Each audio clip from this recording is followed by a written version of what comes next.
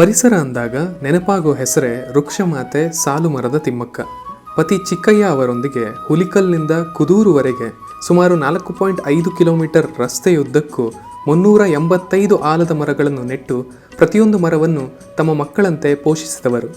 ಇವರ ಈ ಅಮೂಲ್ಯ ಕೊಡುಗೆಗೆ 2019ರಲ್ಲಿ ದೇಶದ 4ನೇ ಅತ್ಯುನ್ನತ ನಾಗರಿಕ ಪ್ರಶಸ್ತಿಯಾದ ಪದ್ಮಶ್ರೀ ಪ್ರಶಸ್ತಿಯನ್ನು ನೀಡಿ ಗೌರವಿಸಲಾಗಿತ್ತು.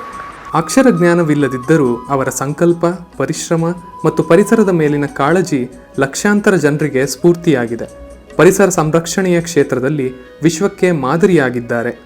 ಸಾಲುಮರದ ತಿಮ್ಮಕ್ಕನವರ ಬದುಕಿನ ಹೋರಾಟ, ಸಾಧನೆಗಳು ಮತ್ತು ಪ್ರಕೃತಿಯೊಂದಿಗಿನ ಅವರ ಅವಿನಾಭಾವ ಸಂಬಂಧವನ್ನು ಇನ್ನಷ್ಟು ಆಳವಾಗಿ ತಿಳಿದುಕೊಳ್ಳಲು ಡಾಕ್ಟರ್ ನೆಲ್ಲಿಕಟ್ಟೆ ಎಸ್ ಸಿದ್ದೇಶ್ ರಚಿಸಿರುವ ವೃಕ್ಷಮಾತೆ ಸಾಲುಮರದ ತಿಮ್ಮಕ್ಕ ಕೃತಿಯನ್ನು ಓದಿ.